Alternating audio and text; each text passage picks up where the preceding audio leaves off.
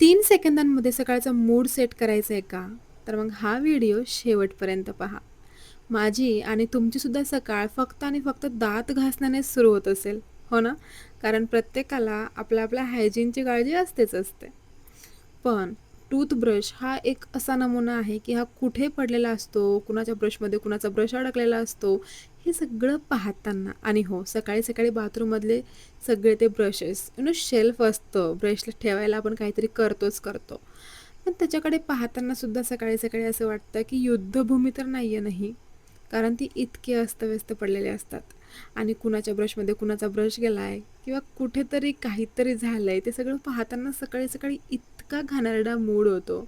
खूप जास्त किळसवाणं वाटायला लागतं आणि अशा वेळी मी खूप जास्त सर्च करून एक असा नमुना काढला आहे, की हां, यामध्ये सगळ्यांचे ब्रश व्यवस्थित आपापल्या ठिकाणी राहणार आहेत. बिलकुल एकमेकांना टच नाही करणार आहेत आणि त्याचबरोबर मस्त छोट्याशा स्पेसमध्ये ते येणार आहे. नीट, क्लीन, हायजीनयुक्त आणि सगळ्यात महत्त्वाचं स्टायलिशसुद्धा आहे बरं का. आता तुम्हाला सगळ्यांना माहिती आहे की मी राहते क्वार्टरमध्ये. त्यामुळं इथे जागा किती कमी आहे हे वेगळं सांगायला नको.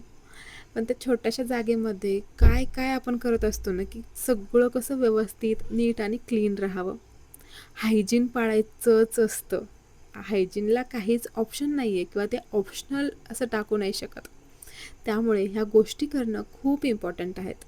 आपण रोजच्या आयुष्यामध्ये काय करत असतो ना, या सगळ्या गोष्टी पाळण्यासाठी आणि हा बदल खरंच तुमच्या आयुष्यामध्ये खूप मस्त आणि किफायतशीर साबित होणार आहे.